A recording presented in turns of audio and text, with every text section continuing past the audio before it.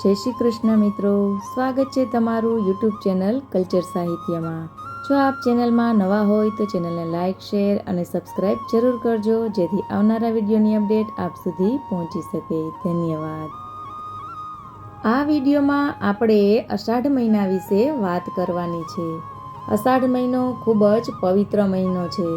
તે વિક્રમ સંવતનો 9મો મહિનો ગણાય છે।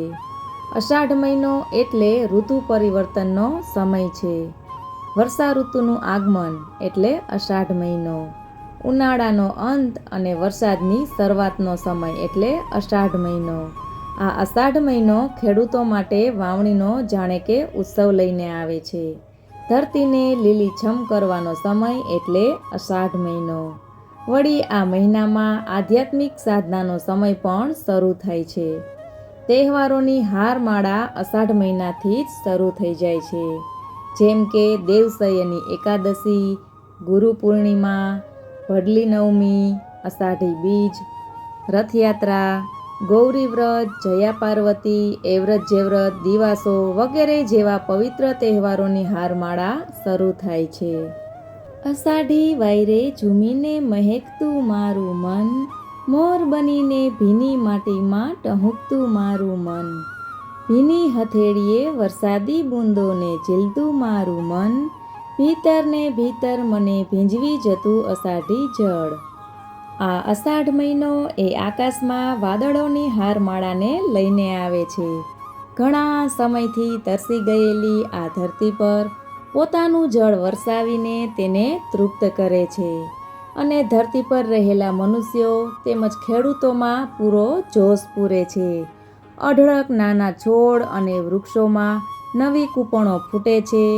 ચારેય બાજુ લીલુંછમ વાતાવરણ થાય છે, જાણે કે ધરતી માતાએ લીલી ચાદર ઓઢેલી હોય। આ છે અષાઢ મહિનો। અને આ અષાઢ મહિનાનું વિશેષ મહત્ત્વ જોઈએ તો આ અષાઢ મહિનો એ ભગવાન વિષ્ણુનો માનવામાં આવે છે। આ દરમિયાન ભગવાન વિષ્ણુની પૂજા કરવાથી પુણ્યની પ્રાપ્તિ થાય છે। અષાઢ મહિનાની યોગીની એકાદશીનું વ્રત કરવાથી 88,000 બ્રાહ્મણોને ભોજન કરાવવાનું પુણ્ય પ્રાપ્ત થાય છે। આ મહિનાની શુક્લ પક્ષની એકાદશીને દેવસયની એકાદશી કહેવામાં આવે છે। આ દિવસે ભગવાન વિષ્ણુ યોગ નિંદ્રામાં જતા રહે છે, જેથી 4 મહિના સુધી માંગલિક કાર્યો કરવામાં આવતા નથી। આ મહિનામાં જ ગુરુ પૂર્ણિમાનો પર્વ પણ ઉજવવામાં આવે છે। આ દિવસે ગુરુજનોની પૂજા કરવામાં આવે છે। ભગવાન વિષ્ણુની સાથે ભગવાન શિવની પૂજા કરવી પણ શુભ માનવામાં આવે છે। આ મહિનામાં આવનાર પ્રદોષ વ્રત અને માસિક શિવરાત્રિનું વિશેષ મહત્ત્વ ગણવામાં આવે છે। આ અષાઢ મહિનો એટલે આધ્યાત્મિક સાધનાનો સમય છે। તો આ આધ્યાત્મિક સાધનાની સાથે સાથે આ મહિનામાં સ્વાસ્થ્યનું ધ્યાન રાખવા બાબતે પણ કહેવામાં આવ્યું છે। ગરમી જેવા વાતાવરણમાંથી આપણે ઠંડા વાતાવરણમાં આવીએ છીએ એટલે પાચનતંત્ર પણ નબળું પડે છે। એટલા માટે સ્વાસ્થ્યનું ધ્યાન પણ રાખવાનું કહ્યું છે। આ અષાઢ મહિનામાં શું કરવું જોઈએ તેના વિશે આપણે જોઈએ। આ મહિનામાં સૂર્યોદય પહેલાં ઉઠીને સ્નાન કરવું અને સૂર્યદેવને જળ અર્પિત કરવું। ગરીબો કે જરૂરિયાતમંદ લોકોને પાણી, છાશ અથવા સત્તુનું દાન કરવું। આ મહિનામાં આવતી દેવપોઢી એકાદશીથી ચતુર્માસનો શુભારંભ થઈ જાય છે। આ દિવસે ભગવાન વિષ્ણુની પૂજા અને 4 મહિના સુધી તેમનું વ્રત કરવામાં આવે છે। વરસાદની ઋતુના કારણે પાણીજન્ય બીમારીઓ પણ વધી શકે છે, તેથી વધુ માત્રામાં પાણીવાળા ફળોનું સેવન કરવું જોઈએ। પૂર્વજોના આશીર્વાદ મેળવવા માટે આ મહિનામાં પિતૃકર્મ, તર્પણ અને દાન કરવું શ્રેષ્ઠ માનવામાં આવે છે। હવે આપણે જોઈએ અષાઢ મહિનામાં શું ન કરવું જોઈએ।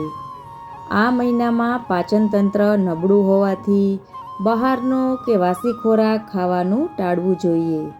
આયુર્વેદ અનુસાર આ સમયે રીંગણાં, ફુલાવર, લીલા પાંદડાવાળા શાકભાજી અને મસૂર દાળ ખાવાનું ટાળવું જોઈએ। ખૂબ વધારે તળેલું, ભારે અથવા વધુ મસાલેદાર ખોરાકને ન ખાવો જોઈએ. ઘરની આસપાસ પાણી ભરાવા ન દેવું, જેથી કરીને મચ્છર કે અન્ય જીવજંતુઓ આવે નહીં. અને સ્કંદ પુરાણ અનુસાર અષાઢ મહિનાના રવિવારે ભોજનમાં મીઠાનો ઉપયોગ કરવો જોઈએ નહીં. તો મિત્રો, આ અષાઢ મહિનો હિન્દુ ધર્મમાં પૂજાપાઠ, દાન પુણ્ય અને સ્વાસ્થ્યની સંભાળ માટે ખૂબ જ પવિત્ર માનવામાં આવે છે. આ મહિનામાં ભગવાન વિષ્ણુના વામન અવતાર અને ભગવાન સૂર્યદેવની પૂજા કરવી અતિ ઉત્તમ ગણવામાં આવી છે.